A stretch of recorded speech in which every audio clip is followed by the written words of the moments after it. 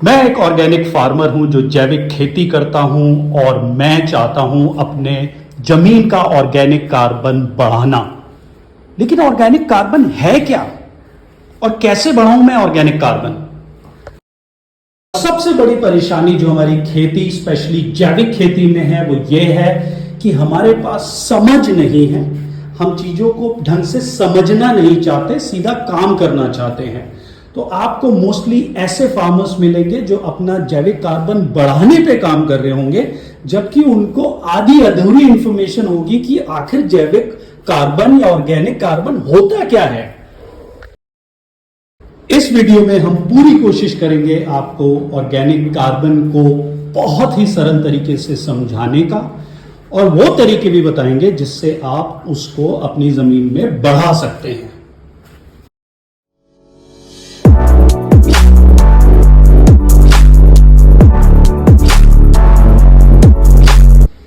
Organic carbon को जानने से पहले हमें समझना पड़ेगा सॉयल ऑर्गेनिक मैटर के बारे में, जिसे SOM भी बोलते हैं।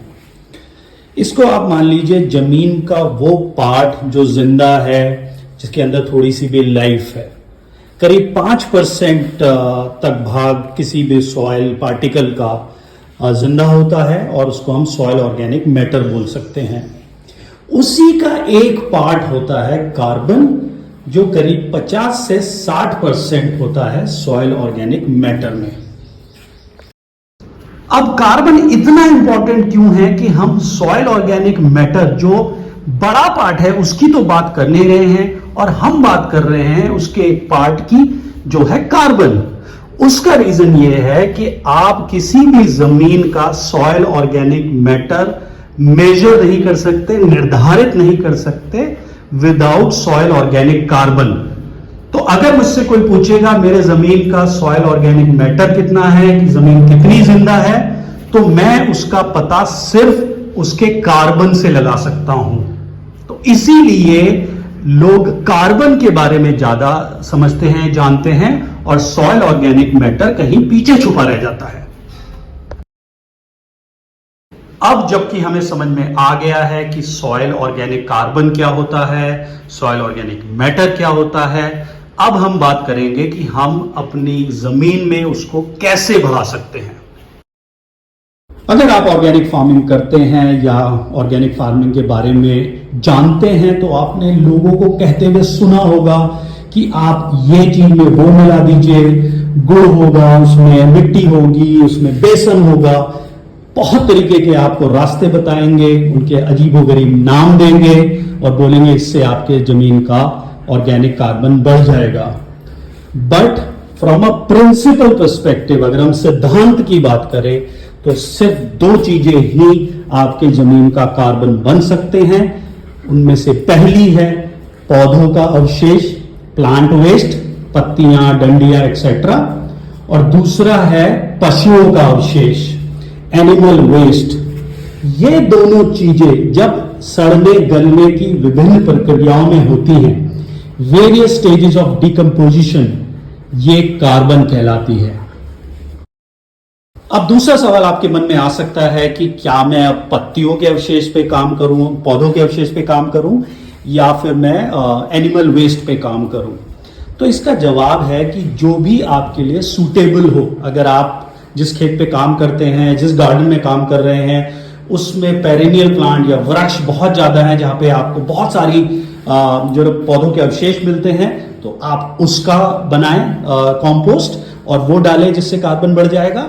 और अगर आपके पास कोई पेड़ ही नहीं है, आपके पास पत्तियां और फसलों के अवशेष हैं ही नहीं, तो ऑफकोर्स आपको एनिमल वेस्ट पे काम करना पड़ेगा। अब जब एनिमल वेस्ट की बात आती है तो फिर कई ऑप्शंस आपके पास खुल जाते हैं। क्या मैं वर्मी कंपोस्ट यूज करूं, क्या मैं कूड़ी का खाद यूज करूं, क्या मैं अपने आप ही पानी में गुड़ और ये सब मिला के करूं? ये टोटली आपके ऊपर है। अगर आपके पास बहुत ज्यादा टाइम है तो आप तरह तरह की चीज जगह जगह से इकट्ठे करें, उनको मिलाएं, उनका वेट करें बनने का, उसको बढ़िया सा नाम दें और अपने खेत में डालें। या आप चीजें सिंपल रखें। अगर आपके पास गाय का गोबर है, उसको अच्छी तरीके, गाय भैंस या किसी भी कैटल का गोबर है जिसको आप अच्छी तरीके से डिकम्पोज कर सकते हैं, तो आप वो कीजिए। अगर आपके पास बेड्स लगाना या केचुए की खाद बनाने का ऑप्शन है तो आप वो कीजिए।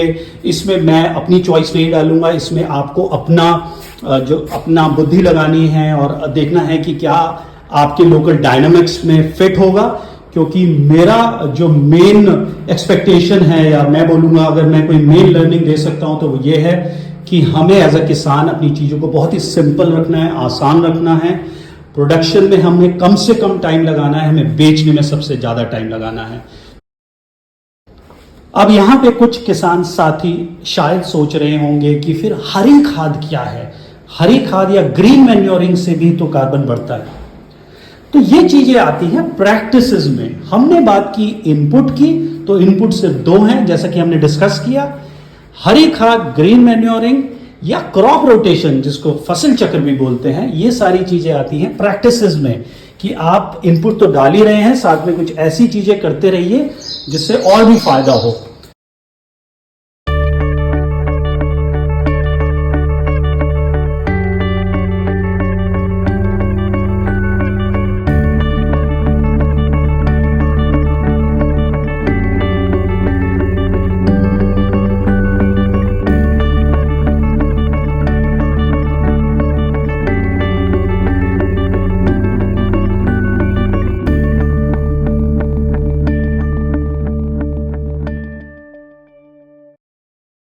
दोस्तों इस वीडियो में इतना ही। मैं आशा करता हूं कि अब आपको जैविक कार्बन के बारे में सब कुछ समझ में आ गया होगा। अगर ये जानकारी आपको पसंद आई तो आगे इसे बाकी किसान साथियों के साथ शेयर करें।